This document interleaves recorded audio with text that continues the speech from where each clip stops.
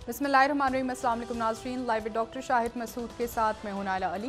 नाज़रीन, निगरान वज़ीर आज़म अनवारुल हक काकर साहब ने सदर मुमलिकत को ख़त लिख के जवाब दिया है कि इलेक्शन तारीख का प्राइम मैंडेट इलेक्शन कमीशन का है। दूसरी जानिब बलोचिस्तान में सड़क किनारे धमाके के नतीजे में JUI के रहनुमा हाफिज़ हमदुल्ला समेत 11 अफराद ज़ख्मी हो गए हैं। इसके अलावा पीपल्स पार्टी के इजलास में कहा गया है कि हमें इस बात से कोई गर्ज नहीं कि इंतखाबात की तारीख का ऐलान कौन करता है, हमें जल्द से जल्द इंतखाबात चाहिए। सदर मुमलिकत तारीखें देकर कन्फ्यूजन पैदा कर रहे हैं। इस समेत दिन भर जो मौजूआत रहे उन पर बात करेंगे। हमारे साथ स्टूडियो में मौजूद हैं डॉक्टर शाहिद मसूद। अस्सलाम वालेकुम डॉक्टर साहब।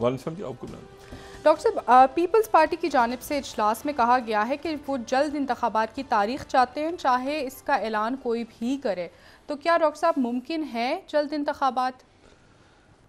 फ़िलहाल तो नज़र नहीं आ रहे, हो भी सकते हैं।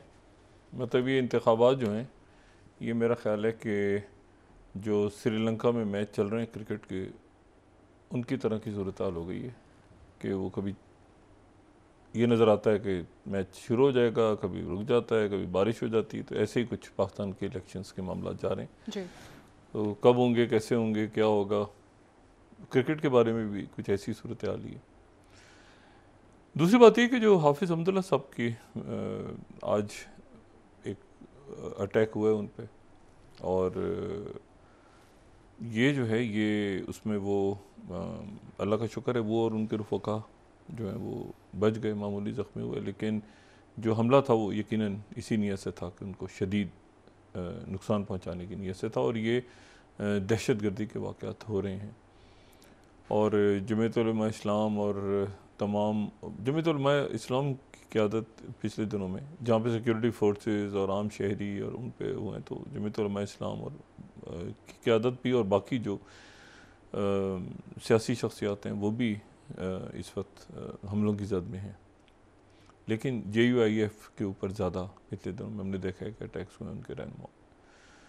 तो इनके पीछे कौन है? यकीनन सिक्योरिटी फोर्सेस और इंटेलिजेंस एजेंसीज एक्टिव होंगी। लेकिन मुल्की सियासत में दो तीन बातें आज करके और फिर जो इम्पोर्टेंट वाक़यात। पहली बात तो ये है कि जो साबिक़ वज़ीर आज़म और तहरीक इंसाफ के सरबरा, उनकी ज़मानत आज जो है वो ख़त्म कर दी है, जो कि इंसदाद दहशत गर्दी अदालत।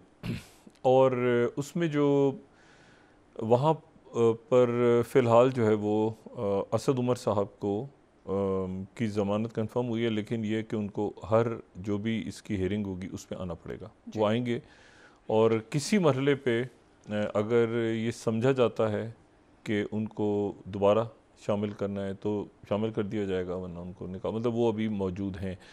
इसको मेरे ख़्याल से टेबल 2 मतलब एक उसमें कहते हैं, जो टेबल है उसको सेकंड जो लाइन है उसमें उनका असद उमर साहब का नाम रखा हुआ है। और शाह महमूद कुरैशी साहब और जो साबिक़ वज़ीर आज़म और चेयरमैन PTA, उनको जो है वो मेन इसमें।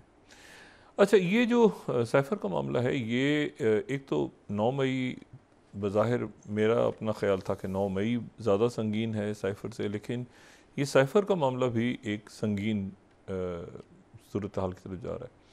उसकी वजह यह है कि जो प्रोसिक्यूशन हो रही है वो हो रही है 3A, जो 3A आर्टिकल 3A है जी।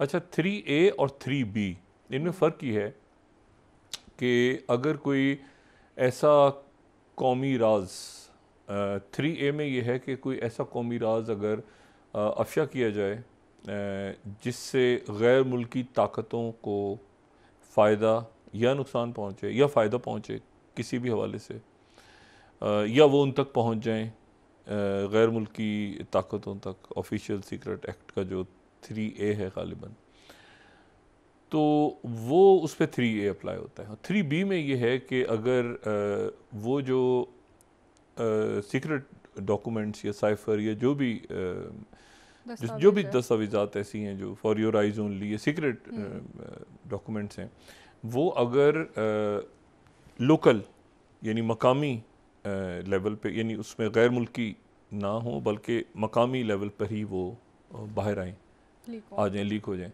तो उसमें 3B लगता है। अब जो प्रोसिक्यूशन की तरफ से जो आर्टिकल्स लगे हैं साबिक वज़ीर आज़म और वज़ीर ख़ारजा पे, वो 3A और 3B दोनों लगा दिए गए हैं।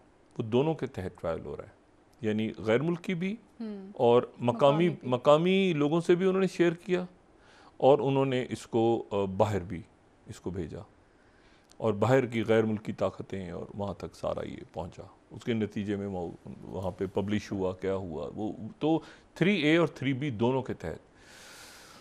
और इसमें जो मेरी बात हुई अभी यहाँ पे जो हमारे दोस्त अहबाब कवर करते हैं FIA वगैरह, तो वो बहुत तेज़ी के साथ ही है। उनका ये कहना है कि अगले 3 से 4 हफ्तों में इसका चालान मुकम्मल करके पेश कर दिया जाएगा। तो मैंने फिर ये पूछा उनसे कि इसमें आप क्या सज़ा आपकी तरफ से डिमांड की जा रही है अदालत से कि क्या सज़ा, तो उन्होंने कहा कि जी 3B जो है उसमें 2 साल की सज़ा है। अच्छा। यानी अगर कोई ऐसा डॉक्यूमेंट, अगर कोई खुफिया डॉक्यूमेंट आप मकामी सतह पे उसको शेयर कर दें, लीक कर दें, तो उसमें 2 साल की सज़ा है। और जो 3A है उसमें कैपिटल पनिशमेंट है, यानी कैपिटल पनिशमेंट एक्सट्रीम पनिशमेंट होती है, ठीक है। और अगर वो कैद की सूरत हो तो फिर वो 14 साल होती है, ठीक है। तो चूँकि दोनों दफ़ात लगी हैं 3A और 3B, इसलिए जो इसमें मैक्सिमम पेनल्टी की तरफ मतलब अदालत से कहा जाएगा FIA की तरफ से कि प्रोसिक्यूशन जब चालान पेश करेगी, आज जो फिल्म वगैरह वहाँ दिखाई गई तो उसमें वो जो जिसमें वो साइफ़र वो जो कागज़ वगैरह लहरा रहे हैं वो, और फिर उसके बाद वो उनके जो इंटरव्यूज़ थे मुख्तलिफ, और ये जिसमें उन्होंने बताया, उनसे पूछा गया, तो वो सारे वो चलाए गए। तो उसके बाद वो प्रोसिक्यूशन अपना केस वो तेज़ी के साथ मुकम्मल कर रही है। अच्छा, ये अब ज़मानत के ऊपर, अच्छा वहाँ से अगर फ़ैसला आ जाता है तो फिर ये फ़ैसला चैलेंज होगा यकीनन हाई कोर्ट में, ठीक है। और इसी तरह से ज़मानत जो आज ख़त्म की गई है उसको, तो ये भी फ़ैसला चैलेंज होगा अब हाई कोर्ट में। तो ये तेज़ी के साथ अब मामला जो हैं वो साइफ़र के हवाले से मैंने कहा मैं अपडेट करूँ कि वहाँ पर ये सूरत हाल है। अच्छा, इसके बाद इसके अलावा जो दूसरा मामला है वो जो अहम है वो ये कि आखिरी 2 रोज़ रह गए उमर अता बंदयाल साहब के, और बड़ी खुशी हुई कि कल शाम को जब उनका शाइया हुआ, उमर अता बंदयाल साहब के एजाज़ में वकला ने दिया, तो उसमें जस्टिस फ़ाइज़ ईसा साहब भी शरीक हुए, और फ़ाइज़ ईसा साहब जो हैं वो उसमें आए, और दोनों हमारे आउटगोइंग चीफ जस्टिस और जो इनकमिंग चीफ जस्टिस हैं वो दोनों शख्सियात एक साथ बैठ के और खूब गपशप लगाते, और बहुत यानी अच्छा लगा ये दोनों शख्सियात को एक साथ देख के। तो ये आखिरी 2 दिन हैं, और इसमें कुछ ये हो सकता है कि कोई एक आध महफूज फ़ैसला सुना दिया जाए, मुमकिन है एक आध कोई महफूज फ़ैसला जो है वो सुना दिया जाए अगले 24-48 घंटों में। ये सुप्रीम कोर्ट के कुछ ज़राए कह रहे हैं कि सुना दिया जाए, कुछ कह रहे हैं कि शायद ना सुनाया जाए, लेकिन बहरहाल ये बात चूँकि आ रही है यहाँ पे, तो इसलिए हम दोनों बातें कर रहे हैं कि हो सकता है सुना दिया जाए, हो सकता है ना सुनाया जाए, और ये फ़ैसला होगा नैब तरामीम के हवाले से। जिस केस के फ़ैसला महफूज हो गया था, और उसमें ये बात हुई थी कि क्या करप्शन को कानूनी हैसियत दे दी गई है, और वो 50 करोड़ से कम क्या करप्शन नहीं होती, और ये कैसे हुआ, तो वो ये सारे मामला जो हैं ये चल रहे हैं। और बाकी ये है कि नवाज शरीफ साहब की आमद के हवाले से या पाकिस्तान पीपल्स पार्टी के हवाले से अभी हालात जो आगे बढ़ेंगे तो उसके बाद ही वाज़ेह होगा कि उनकी वापसी कब होनी है, कैसे होनी है, इलेक्शंस कब होने हैं। अभी चीज़ें सारी जो हैं वो धुंध में है, फ्लूइड है, और कोई क्लैरिटी नहीं है बहुत सारे मामला में। अच्छा, इसी दौरान जो है वो बलूचिस्तान में जो देखिए बलूचिस्तान में जो ये वाक़या हुआ है ना, ये तो देखें चाइना के एम्बेसडर ने कल अफ़गानिस्तान में अपना चार्ज संभाला है, और ये मामला जो है ये जो कुछ बलूचिस्तान में हो रहा है ये एक तो लोकल है, लेकिन इसके ताने बाने कहीं ना कहीं तो हैं बाहर। ऐसे ही तो नहीं कोई आदमी उठ के जो है वो जाके वहाँ पे हमले कर रहा, ठीक है, कोई ना कोई इसके पीछे लिंकेजेस हैं।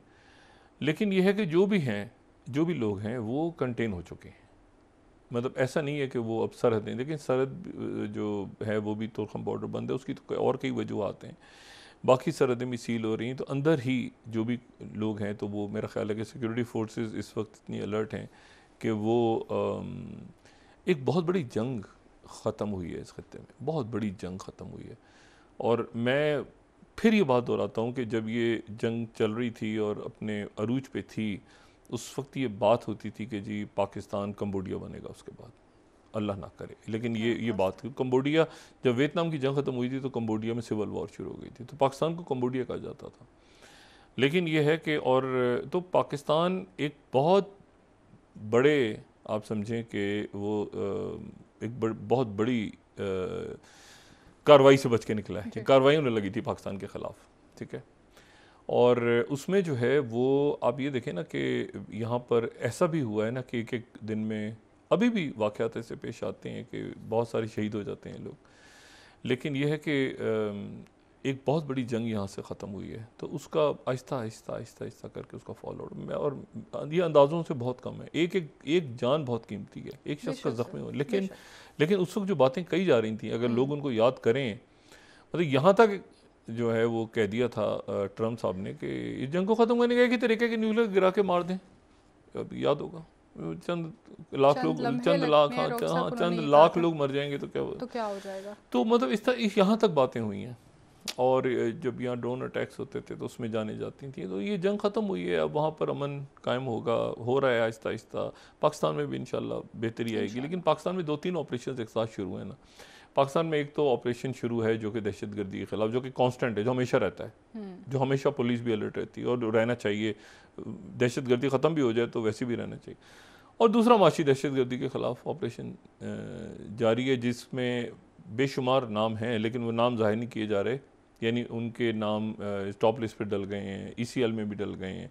वो नाम इसलिए नहीं कि वो मतलब है कि भागने की कोशिश ना करें। कई लोगों को बता दिया गया है कि आप एयरपोर्ट जाने की ज़हमत ही ना करें, आप इधर ही बैठें और जो है वो इधर ही हिसाब किताब होगा। कुछ बाहर जो लोग चले गए हैं, आप देखें ये जो सारा शरीफ एक बच्ची, छोटी बच्ची जिसको कत्ल करके उसके जो अहले खाना थे वो पाकिस्तान भाग गए थे, और उनका कहना ये था कि हम इसलिए पाकिस्तान आ गए हैं कि जी वो तो पाकिस्तान के साथ तो ट्रीटी नहीं है, तो यहाँ से तो हमें पकड़ के कोई दे नहीं, बरतानिया के हवाले कर नहीं सकता। तो वो हवाले हो गए, उनको गिरफ्तार कर लिया। उनके जो माँ बाप और पता नहीं कौन और साथ, बड़ा बदकिस्मत अफसोसनाक वाक़या है। तो वो हवाले कर दिया उस बच्ची के। तो ये जब इस तरह के मामला, इसी तरह से जब ये डॉक्टर इमरान फ़ारूक का कत्ल, ये ट्रीटी माहदे लिखत पढ़त में होना, मुल्क एक दूसरे के साथ ताउन करते हैं ऐसे मामला में। और तो पाकिस्तान ने उनको हैंड ओवर किया, उस बच्ची के हैंड ओवर किया, और करना चाहिए था। ये कुछ जगहों पे ये कि जी वो नहीं है, जी वो कत्ल करके भागे हैं, पाकिस्तान में छुप गए आके और यहाँ बैठे हुए हैं, और बच्ची को वहाँ से मार के भागे हैं, जो इल्ज़ाम लगा हुआ है वहाँ पे उन पर, तो अच्छा करूँगा हैंड ओवर किया। तो इसी तरह से जो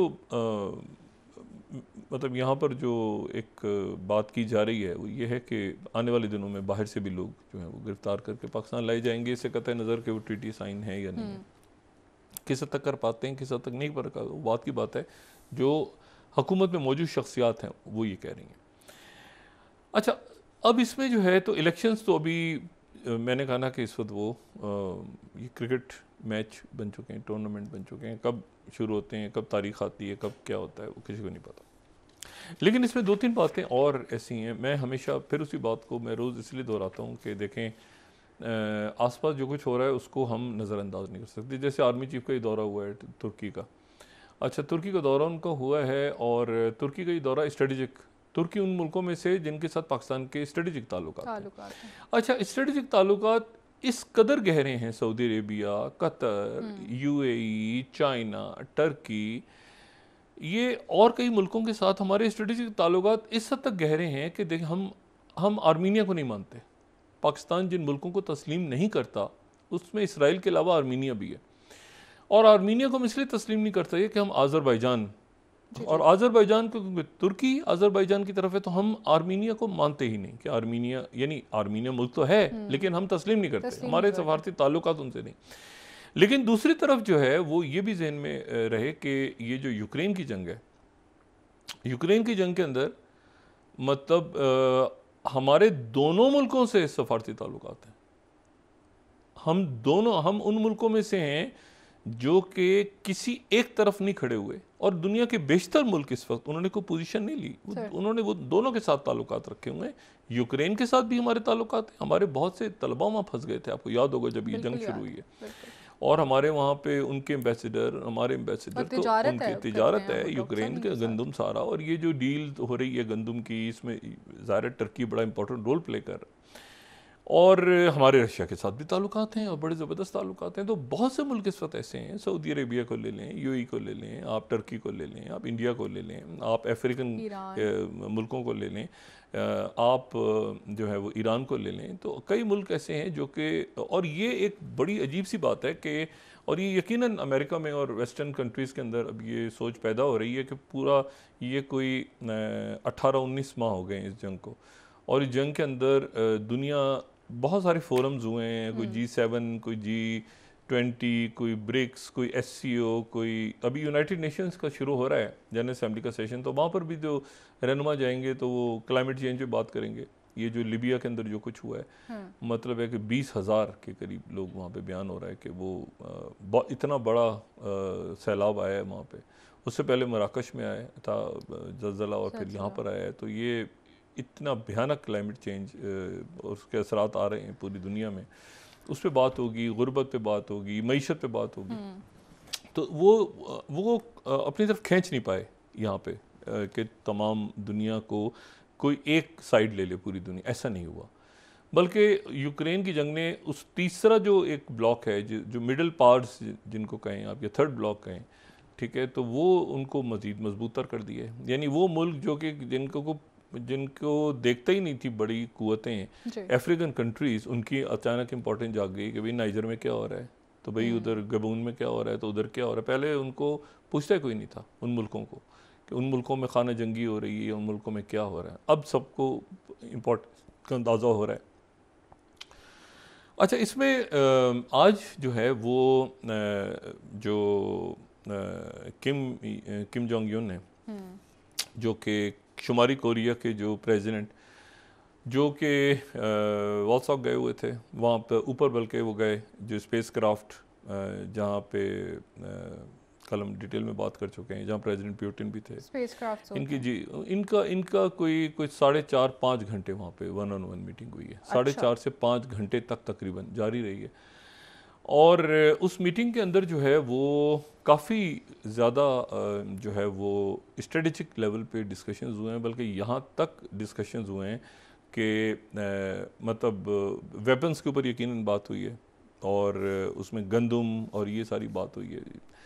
अच्छा, प्रेसिडेंट पुतिन की एक बड़ी इंटरेस्टिंग लेगेसी है, या प्रेसिडेंट पुतिन की एक बड़ा कमाल का उनका एक आप समझ लें कि माजी वो लेके चल रहे हैं।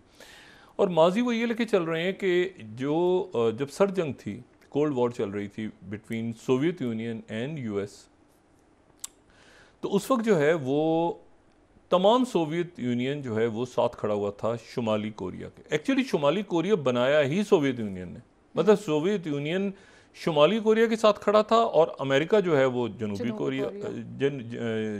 कोरिया के साथ था, जिसको हम कोरियन वॉर कहते हैं 53 की। और तो सारा जो असलहा है वो तो सोवियत यूनियन ने दिया। लेकिन उसके बाद फिर ये हुआ कि 1985 में वहाँ पे जब गोर्बाचोव आए, तो गोर्बाचोव ने जॉर्जिया से जो कम्युनिस्ट पार्टी के उस ज़माने में ज़ाहिर जॉर्जिया अलग मुल्क नहीं, तब तो अलग मुल्क है, तो जॉर्जिया से जो कम्युनिस्ट पार्टी के फर्स्ट सेक्रेटरी थे, उन्होंने जॉर्जिया सोवियत यूनियन का हिस्सा था, तो उन्होंने उनको अपना वज़ीर ख़ारजा बना लिया, एडवर्ड शेवरनाडज़े।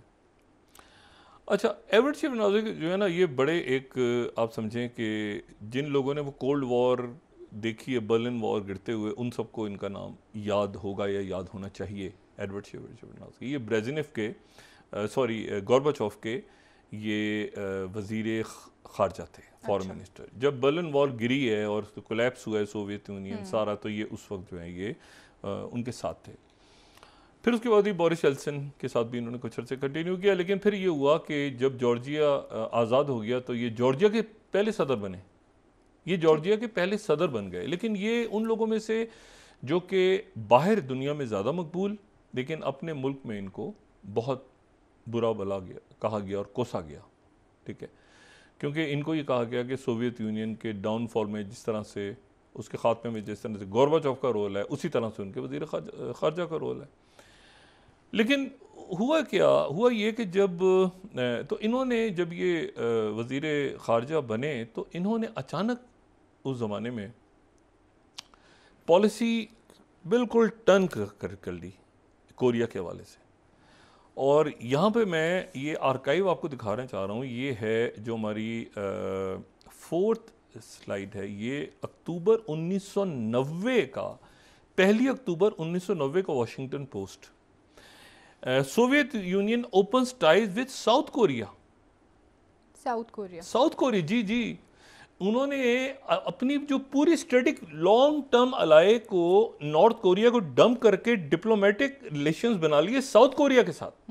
ये ठीक है ना, yet another it's cold war antagonisms. अच्छा, और उसके बाद 2 मुल्कों के साथ इन्होंने कायम किए थे साथ साथ, यानी 1990 में एक तो इसराइल के साथ कायम किए थे सोवियत यूनियन ने ताल्लुकात फ़ौरन, क्योंकि इसराइल 1967 की वॉर के बाद उन्होंने तोड़ लिए थे, यानी अरब फ़लस्तीनियों के साथ खड़े थे, सोवियत यूनियन खड़ा हुआ था तो इसराइल से ताल्लुकात तोड़ लिए थे।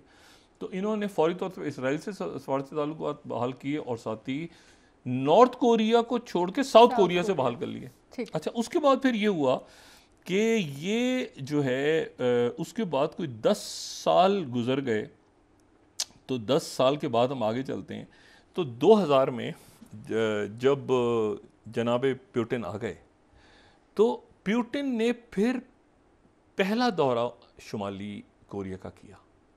अब मैं आपको दिखा रहा हूँ न्यूयॉर्क टाइम्स 20 जुलाई सन 2000 का, जो कि 3rd स्लाइड है। अच्छा, रेफरेंस इसीलिए ज़रूरी है कि बड़ी उस ज़माने के आप आर्काइव्स देखें तो बड़ा इंटरेस्टिंग आपको। Putin is claimed on Pyongyang visit after decades of sullen isolation, ठीक है।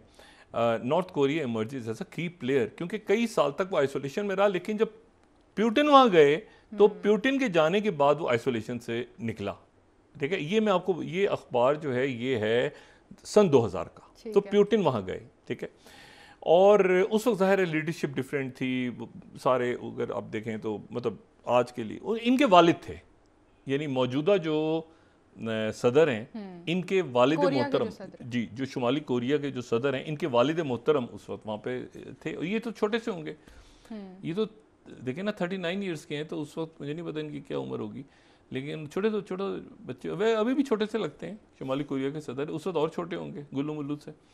तो उस वक्त जो है वो इनके वालिद से मिलने गए था। तो प्यूटिन जो है उन्होंने ये दोबारा नॉर्थ कोरिया के साथ स्टार्ट हुआ था। नॉर्थ कोरिया कोल्ड वॉर ख़त्म होने के से पहले तो मुकम्मल तौर पे सोवियत यूनियन के साथ रहा। सोवियत यूनियन ने बनाया, इस तरह समझ लें, बनाया सोवियत यूनियन। उनको आज़ादी दिलवाने में सोवियत यूनियन ना होता तो आज़ादी इस तरह से ना मिलती जैसे उनको मिली शुमाली कोरिया को। तो शुमाली कोरिया में बड़ी मकबूल है सोवियत की आदत। और उसके साथ ही फिर ये हुआ कि लेकिन फिर कोल्ड वॉर ख़त्म होने के बाद ज़्यादा जो इन्हिसार है उनका वो चाइना पे हो गया। तो चाइना के ऑर्बिट में चला गया नॉर्थ कोरिया, और पिछले कई सालों से, कल भी हमने बात की थी कि 97% उनकी जो तिजारत है वो चाइना के साथ। अच्छा, अब जो है ये विज़िट बहुत इंपॉर्टेंट। अब इस विज़िट को आप जहन में रखें कि इसमें जो शुमाली कोरिया है वो इमर्ज हुआ है, वो असलाह देगा, क्या देगा, लेकिन ये एक स्टेलमेट में चली गई है। यूक्रेन की जंग को ख़त्म करना है। अब इसको अमेरिका ख़त्म करता है, EU ख़त्म करता है, कई फार्मूले घूम रहे हैं ना, चाइना ख़त्म करता है, सऊदी अरेबिया ख़त्म करता है, टर्की ख़त्म, कहीं ना कहीं इसको ख़त्म करना है, क्योंकि ये अब एक ऐसी जंग है जिससे अमेरिका भी जान छुड़ाना चाह रहा है कि भाई हटो बचो हटो बचो। उनका प्रेजिडेंशियल इलेक्शन में वो जा रहे हैं, इम्पीचमेंट हुई है प्रेजिडेंट बाइडन की, उन्होंने कॉल की, मेरा नहीं ख्याल कि इम्पीचमेंट कामयाब होगी, लेकिन बहरहाल वहाँ पर अपने इंटरनल पैसा, इंटरनल इशूज़, अब ज़ाहिर इलेक्शन ईयर शुरू हो गए।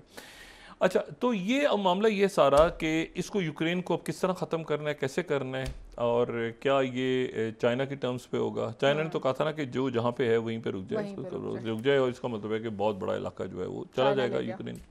और 3 मुल्क ऐसे हैं जो अगर आप नक्शा देखें तो उन 3 मुल्कों पे बहुत गहरा असर हो चुका है, जो कि यानी आप समझें कि बहुत हद तक वो चले गए हैं रशियन ऑर्बिट में। और ये तीनों मुल्क जो हैं ये दाएं बाएं हैं यूक्रेन के। एक तो जॉर्जिया है, एक बेलारूस है और एक मोल्दोवा है।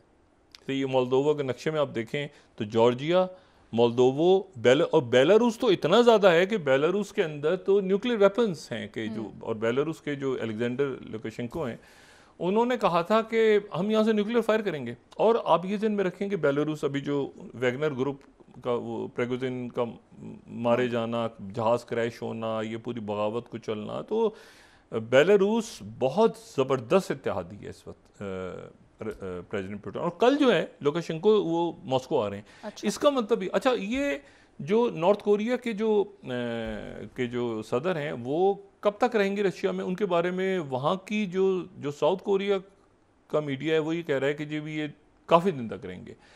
लेकिन प्रेसिडेंट पुतिन शायद कल मॉस्को आ जाएं, क्योंकि यहाँ उनकी अलेक्जेंडर लुकाशेंको से मुलाकात हो रही है। और ये बड़ी अहम है मुलाकात, क्योंकि ये पूरा रीजन, ये यूक्रेन वॉर एक नए रुख पे चली गई। एंटर नॉर्थ कोरिया हो गया ना इसमें, एंटर नॉर्थ कोरिया पहले मतलब। और जो रशिया है वो अपने आप को यूरोप के बाद असर्ट कर रहा है पैसिफिक में भी। और ये बात जहन में रखें कि चाइना अपनी जगह मौजूद है। अच्छा, और ये भी अपने जहन में रखें कि ये इतने तेज़ी के साथ इवेंट्स हो रहे हैं खित्ते में। देखें आज सऊदी अरेबिया में, ये मैं यहाँ पे चूँकि सेंसिटिव न्यूज़ है तो इसलिए मैं अल अरबिया उन्हीं के मीडिया को कोट कर रहा हूँ। ये 18 स्लाइड अगर हम दिखा सकें, अल अरबिया न्यूज़ ने ये बताया, ये ख़बर शायद ज़्यादा लोग इसको ना देखें, लेकिन ये ख़बर बड़ी इंपॉर्टेंट है। इंपॉर्टेंट ये है कि सऊदी अरेबिया ने 2 डिफेंस एम्प्लॉयज़ को गद्दारी के इल्ज़ाम में सज़ाए मौत सर कलम कर दी हैं। और ज़ाहिर है वहाँ पर फांसी वगैरह नहीं दी जाती, वहाँ सर कलम कर दिया जाता है। और उसमें से एक लेफ्टिनेंट कर्नल पायलट माजिद बिन मूसा अवाद अल बलावी और एक उनके चीफ सर्जन दूसरे यूसुफ बिन रिदा हसन अल अज़ूनी। 2017 से इनके ऊपर ट्रायल चल रहा था और इन्होंने मुल्क के ख़िलाफ़ इन्होंने कुछ साजिशें की या कुछ सीक्रेट्स बाहर दिए, या इन्होंने मुल्क के ख़िलाफ़ जो है वो ये कार्रवाई, इनके ऊपर मुकदमा चला, साबित हो गए इल्ज़ामात, और उसके बाद इनका सर कलम कर दिया गया 2 सीनियर फ़ौजी अफसरान का। तो रियासतें इस वक्त जो है ना, मुल्क इस वक्त चूँकि हालात ऐसे हैं ना, तो इस वक्त वो ये टिक टिक पिक पिक अंदर जो चल रही है ना मुल्कों के अंदर, कि वो उसका घुसा हुआ है, वो उसकी बात बोल रहा है, वो मुल्क बिल्कुल इस वक्त, मुझे नहीं पता कि आज जो शाह सुलेमान हैं उन्होंने जो है वो उन्होंने जवाब दिया है। हो सकता है ईरानी सदर दौरा करें सऊदी अरबिया के आने वाले दिनों में। लेकिन मैं आपको सिर्फ ये बता रहा हूँ इसमें बात कि ये इवेंट्स, टर्की का विज़िट आर्मी चीफ का, टर्की अपना कॉन्स्टिट्यूशन लिख रहा है। अच्छा, ये मैं सिर्फ हम ब्रेक पे जाने से पहले सिर्फ एक बात यहाँ करें, टर्की अपना पूरा कॉन्स्टिट्यूशन रीराइट कर रहा है। और मैं यहाँ पे 6 स्लाइड डेली सभा को ही कोट करते हैं ताकि बड़ी खबर है ये। Erdogan invites all parties in society to draft new constitution. ठीक है, नया कॉन्स्टिट्यूशन जो है वो टर्की उसके ऊपर काम कर रहा है कि ये जो पुराना कॉन्स्टिट्यूशन है उससे अब हमारा काम नहीं चल रहा मुल्क का, तो एक नया कॉन्स्टिट्यूशन, नया आइन बनाने के लिए तमाम जो फरीकैन हैं और सियासी जमातें हैं और सिविल सोसाइटी और बाकी सारे जो लोग हैं वो जमा हों और नए आइन की वहाँ पर बात हो रही है। आप वक्फा लें, उसके बाद बात करते हैं कि अब इसकी सिग्निफिकेंस क्या बन रही है। क्योंकि अभी ये जो, अच्छा वो तो ख़त्म हो गया ना, वो क्या था आई मैक्ट शाइमैक, वो तो ऐसे ही कहीं ऐसे ही था। लेकिन उसके अलावा और इवेंट्स ऐसे हो रहे हैं, ठीक है डॉक्टर, कि जो बराह रास्त पाकिस्तान में आने वाले दिनों में क्या होगा। ठीक है, इलेक्शंस कब होंगे, हुकूमत किसकी आएगी, कौन क्या, सारा जो है वो इस वक्त खित्ते के हालात के ऊपर डिपेंड कर रहा है। सर बिल्कुल ठीक कह रहे हैं। नाज़रीन यहाँ पर एक ब्रेक ले लेते हैं, हमारे साथ रहिएगा।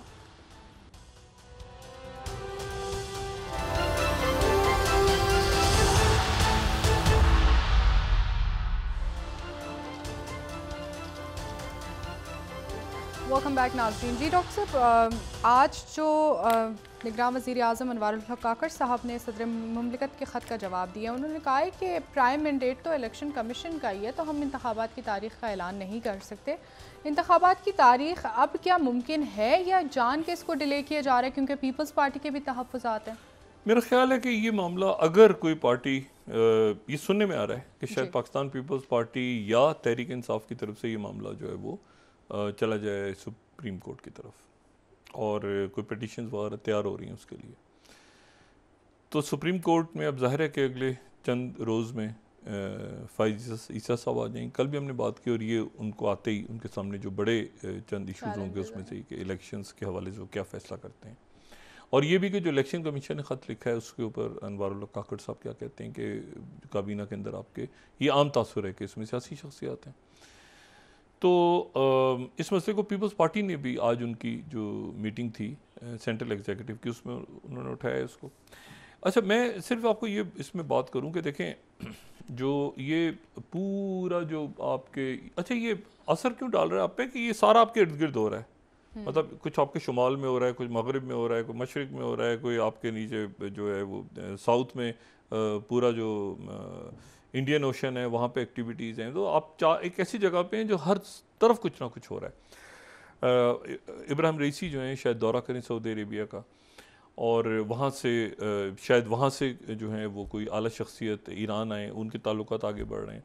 अच्छा, अब इस पूरे इवेंट में जो मैंने आपसे बात की ना कि ये एंटर नॉर्थ कोरिया एक नया इवेंट है। अच्छा, एंटर नॉर्थ कोरिया जब हुआ है इसमें यूक्रेन वॉर के दौरान, तो इसी अरसे में एक और बड़ी इंटरेस्टिंग एक पेपर वहाँ से जारी हुआ है चाइना की तरफ से। अच्छा। और वो मेरे ख्याल से 21 सफ़ात का वो डॉक्यूमेंट है, और उसमें उन्होंने ये कहा है कि जो ताइवान है, मतलब ताइवान पे ये बात पहले भी मैं कह चुका हूँ कि ये हो सकता है कि ताइवान पे लड़ाई ना हो, क्योंकि ताइवान को चाइना अपना हिस्सा समझता है, इसलिए वो अपने हिस्से पे लोगों को क्यों मारेगा। जैसे अरुणाचल प्रदेश है तो उसको वो अपना हिस्सा समझता है, तो अगर वहाँ कभी लड़ाई होगी तो वो इंडियन आर्मी से होगी उनकी, या उनको से नहीं होगी, वो अवाम को थोड़ी मारेंगे। इसी तरह जो ताइवान है वो ताइवान को वो उन्होंने एक ब्लूप्रिंट जारी किया है, जो ब्लूप्रिंट ये कहता है कि जी ताइवान को हम एक इकोनॉमिक जोन का हिस्सा बना लेंगे, और ताइवान के जो लोग हैं वो चाइना का, अगर आप नक्शा देखें तो चाइना का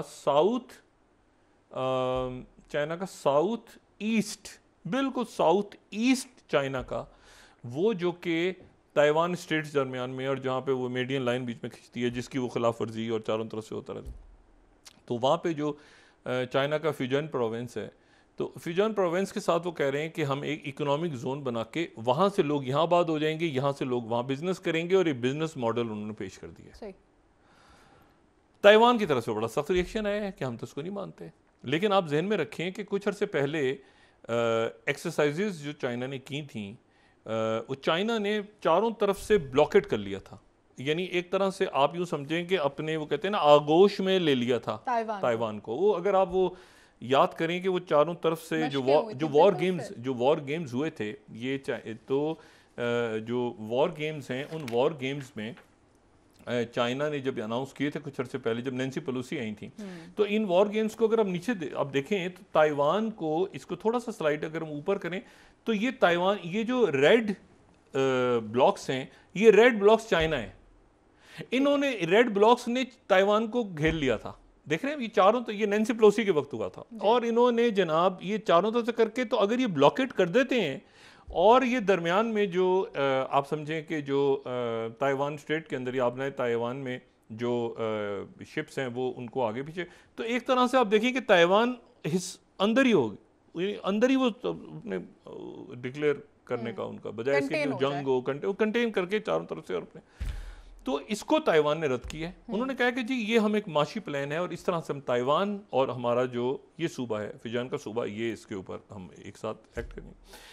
उनकी तरफ से इस पर रिएक्शन आया, और बड़ा सख्त रिएक्शन आया कि ये किसी सूरत जो है वो ताइवान इसको कबूल नहीं करेगा। लेकिन मसला ये है कि क्या अगर वो चाइना करता है, चाइना तो पूरी कोशिश कर रहा है कि वो किसी तरह से जो है वो ताइवान की मदद करे, ताइवान को मानेगा तो ताइवान की मदद करेगा ना, ताइवान को तो नहीं मानता। और चाइना का तो बड़े मुश्किलों से ताल्लुकात बहाल हुए हैं दोबारा। और अगर वहाँ पे वांग ली जाते हैं अभी तो उनको दावत है सेक्रेटरी ब्लिंकन की तरफ से कि आप हमारे साथ आके खाना खाएं, ये यूनाइटेड नेशंस के इजलास में। लेकिन उनका कहना ये है कि अच्छा सोचेंगे इस बात पे, जो चाइना के अगर फॉरेन मिनिस्टर जाते हैं वहाँ, या भी नेक्स्ट वीक से जो स्टार्ट हो, ऑलरेडी स्टार्ट है, लेकिन जब ये ज़्यादा जोर पकड़ेंगी बात, दुनिया भर से लोग आएंगे अक़वाम मुत्तहिदा में, तो ये बड़ी इंटरेस्टिंग चीज़। अच्छा, जो मदोरो हैं वो चाइना में है।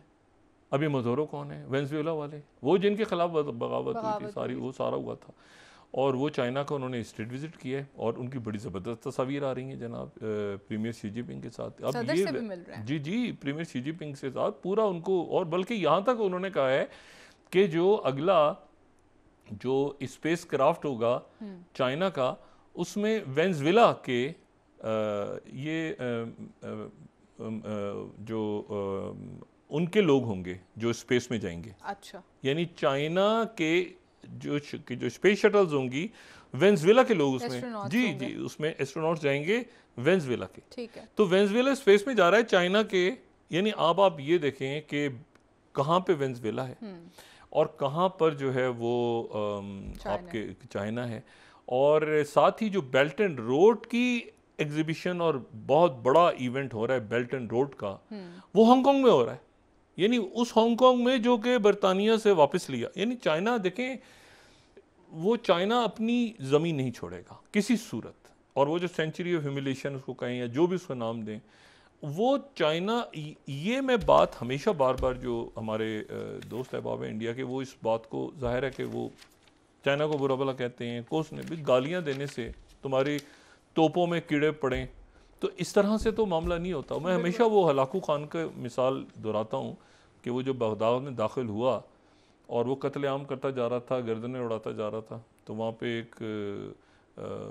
एक बूढ़ी खातून आई और वो आगे आ गई हलाकू खान के और कहती हैं कि मैं, तुम यहाँ जितना खून गिरा रहे हो ना, मैं क़यामत के दिन तुम्हारा गिरबान पकड़ूंगी। तो हलाकू खान, ये बयान है मुख्तलिफ रवायात में कि हलाकू खान जो है उसने अपनी तलवार निकाली, तलवार निकाल के उन्होंने कहा कि बुढ़िया भी तो रास्ते में से हटो, वो जो आखिर में जो होगा क़यामत के दिन वो तो तब होगा, फ़िलहाल तो गर्दन उड़ा दी।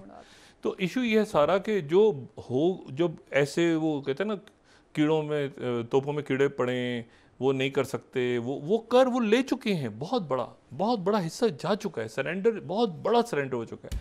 लेकिन मसला ये कि वो सरेंडर उधर हो रहा है तो उसका गुस्सा वो चाइना लेके जा रहा है, तो उसका गुस्सा चाइना का तो नाम ही नहीं ले रहा कोई, उसका गुस्सा या वो पाकिस्तान पे उतरता है बयानात की सूरत में, या वो उतरता है ये वहाँ के मुसलमानों पे या दलितों पे या मणिपुर पे उतरता है या कहीं और गुस्सा उतर रहा है। तो इशू ये है कि वो तो ये मामला तो अब आगे देखें ना, इस मैप को, चाइना के इस मैप को किसी ने G20 में या किसी ने इसको ये नहीं कहा कि मुस्तफा, छोटे मोटे बयानात आगे भी, जो मैं बार बार कह रहा हूँ, दलाई लामा को क्या करना है, दलाई लामा का अगर की डेथ हो गई, ये इवन ताइवान के ऊपर चाइना हो सकता है ना करे, लेकिन चाइना ने अगर कर लिया वहाँ पे तो उनको डिफेंड करो। इंडिया अमेरिका जो कि मानता नहीं अमेरिका मानता ही नहीं है, तो उसकी मदद कैसे करेगा वो? तो वहाँ पे कल्चरल, उनका जो कल्चरल ऑफिस है उसको यूज़ करते हैं एज अ, और हाँ, उन्होंने बड़ा, जब से ये घेरा घूरा और वो ताल्लुकात तोड़ दिए थे उन्होंने, तिजारती ताल्लुकात अमेरिका के साथ ब्लॉक किए थे, तो उसके बाद बड़ी मुश्किल से बहाल हुआ। एंथनी ब्लिंकन गए, सारा कुछ हुआ, फिर गुब्बारा भी एक उन्होंने पकड़ लिया था, उसके ऊपर भी वो चाइना ने कहा था कि आइंदा गुब्बारे को सब कुछ कर लेना, ये गुब्बारे जो बैलून इनको हाथ नहीं लगाने का, तौबा तौबा, आप गुब्बारे जितने मर्जी, मतलब अमेरिका जो है वो किसी सूरत में चाइना से इस वक्त पंगा नहीं लेना चाह रहा। तो इशू ये है कि पड़ोसियों के साथ ताल्लुकात अच्छे करें, हम तो यही बात कहते हैं। और देखें कितनी एक्साइटमेंट है वहाँ श्रीलंका में जो मैच हो रहे हैं, और ये अब ये लेकिन यूनिलेटरल तो नहीं हो सकती ना, ये तो दोनों तरफ से होगी। जब यहाँ से तो हम तो कहते हैं कि शुरू हो, कोई बातचीत शुरू हो, कोई मुज़ाकरात हो, अगर मैच हो रहे हैं तो मैच तो हो ही रहा है ना, मतलब एक दूसरा, और आपने देखा कितना अच्छा वो बीच में गले भी मिलते हैं एक दूसरे से, मुबारकबाद भी देते हैं खिलाड़ी सारे, तो कितना अच्छा माहौल है। अब वो बल्ले एक दूसरे के सरों पे तो नहीं मार रहे ना। तो मसला ये है कि ये भी तो पीपल टू पीपल कांटेक्ट है ना, सारे लोग बैठे हैं सब, तो मसला है कि ये इस तरह से अगर प्यार मोहब्बत की बात, उधर वो म्यांमार से पंगा, उधर नेपाल, उधर पाकिस्तान, उधर ये, उधर वो नहीं, वो तो सेंट्रल एशिया अफगानिस्तान का भी गुस्सा है ना।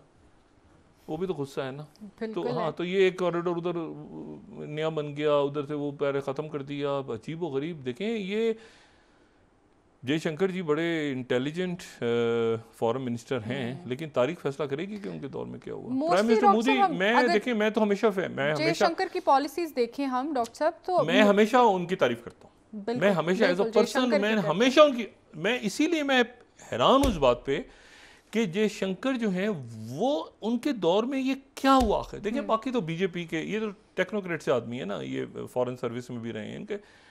मुझे बाकी तो चले सियासत आप कहेंगे कांग्रेस की टिपिकल सियासत है या बाकी पार्टियों की सियासत है, या वो ममता बनर्जी जो है वो जॉगिंग कर रही हैं स्पेन में, वो अलग है कि पॉलिटिक्स को छोड़ दें। जयशंकर एक प्रॉपर डिप्लोमेट और वास्ट एक्सपीरियंस के साथ, कभी वो ओआईसी में घुसे तो गड़बड़ हो जाती है, कभी वो एससीओ में घुसते फिर गड़बड़ हो जाती है, कभी एक कॉरिडोर बनाते फिर गड़बड़ हो जाती है, कभी चाइना के खिलाफ एक ब्लॉक बनाते फिर गड़बड़ हो जाती है, कभी कहते हैं कि वैक्सीन डिप्लोमेसी, वो अमेरिका वेस्ट कहता है तो वैक्सीन नहीं लेंगे आपकी। नहीं, मकसद है कि चाइना के चक्करों में आप देखें इस बात को कभी नहीं भूलना चाहिए, कभी नहीं भूलना चाहिए कि कोविड की दिनों में क्या हुआ था। ना ये यूरोप के लोग नहीं भूले इस बात को, जब एकदम से वो ब्लॉक किया था ना सारा, कि जी आपकी बुरे हालात में पता चलता है ना, तो आपको पहले कहा कि वैक्सीन तैयार करें, उसके बाद कहा कि जी मेड इन इंडिया। हालांकि मैं आपसे कह रहा हूं कि इंडिया की अद्वियात शायद वहां तैयार होने वाली अद्वियात से ज्यादा अच्छी हैं, मगर वैक्सीन को उन्होंने कहा कि फेंको साइड पे। तो बात यह है कि ये जो क्वाड बन गया, ये कुछ नहीं, इसमें ये बेल्ट एंड रोड इनिशिएटिव के मुकाबले पे चलें बनाएं, वो भी बनाएं, उनको भी हक है सारा, मगर आप अपने पड़ोसियों के और ऐसी बातें, खलाई बातें करना, ये ऐसे हो गया, वो कोई लड़ाई नहीं हो रही, कोई जंगी नहीं हो रही चाइना से, कुछ भी नहीं है, प्रोपेगेंडा, मतलब यार अजीबो गरीब किस्म की बात। एक तो ये डिनाइल है, लेकिन दूसरी जानिब डॉक्टर साहब भारत की जो ये डिपेंडेंसी है अमेरिका में, इसकी वजह क्या है? तीन चीजें हैं ना, इग्नोरेंस, डिनाइल और पैनिक, ये तीन स्टेजेस है ना। तो ये उसी तरह से पहले तो इग्नोरेंस थी, क्या था खुदा जाने डोकलाम के बाद, फिर वो डिनाइल मोड में थे, अब वो पैनिक में, एक अनाउंस हो गया, दूसरा अनाउंस हो गया, तीसरा ये हो गया, ये प्रोजेक्ट फलाना दिमाग ना, आखिर में सारे ठुस। तो इशू ये है कि पड़ोसियों के साथ ताल्लुकात ठीक करें, और ये टू फ्रंट देखें, ये वक्त जो है ना, ये किसी किसी वक्त दुआ कबूल हो जाती है। ये जो बुरी बुरी बातें करते हैं ना उनके लोग, two front war, two front war, two front war, मतलब मुझे डर इस बात का लगता है कि कोई किसी क्या कहते हैं शुभ घड़ी पे वो कोई लफ्ज उनके मुंह से निकले तो पता चले कि टू फ्रंट नहीं, कुछ 3-4 फ्रंट एक साथ खुल गए। नहीं होना चाहिए, अल्लाह ना करे ऐसा हो, लेकिन वो पता नहीं क्यों वो टू फ्रंट भाई क्या है। डॉक्टर साहब बहुत शुक्रिया। शुभ घड़ी में, इसीलिए कह रहा हूँ ना, शुभ घड़ी में ऐसी बातें, पता नहीं मैं हिंदी से यूज कर रहा हूँ कि नहीं, शुभ घड़ी इस्तेमाल होता है, सही लफ्ज गालिबन जी। तो जी वो उसमें कोई ऐसी बात मुंह से निकालें कि टू फ्रंट वॉर, और पता चला 2 की जगह 3 या 4 फ्रंट खुल गए। उधर ईस्ट में क्या सुकून है, मणिपुर और म्यांमार में? नहीं सर, उस पर तो बात ही नहीं करी ना भारत या तो मैं नहीं, अभी चलेगा ना, जरा ठंडा हो जाए ना मामला यूएन का, तो वो फिर दोबारा मैप आएगा ना सामने। उस मैप की G20 ने मजम्मत ही नहीं की, बात ही नहीं हुई सर, खामोशी, नाम ही नहीं आया चाइना का, जिक्र ही नहीं आया, चाइना का नाम ही नहीं लिया, प्रेसिडेंट बाइडेन ने नाम नहीं लिया। अभी बड़ी मुश्किलों से ताल्लुकात बेहतर हुए हैं सर, तो वो तो अपनी तिजारत कभी खराब नहीं करेंगे, लेकिन मसला ये है कि इंडिया बात तो करे, वो या मतलब है कि गुस्सा चले। बहुत शुक्रिया डॉक्टर साहब, नाज़रीन प्रोग्राम का वक्त खत्म, ताल्लुकात पड़ोसियों से बेहतर करें अपने, और अपनी अक़लियतों के साथ और बाकी लोगों के साथ अपने मामला ठीक है सर, ठीक है। कल इंशाल्लाह दोबारा नाज़रीन आपसे मुलाकात होगी। मिर्शे नाइला अली को इजाज़त दीजिए, अल्लाह हाफ़िज़ जी डॉक्टर साहब। अपने दोस्तों रिश्तेदारों के लोगों का सब ख्याल रखिएगा, अल्लाह हाफ़िज़।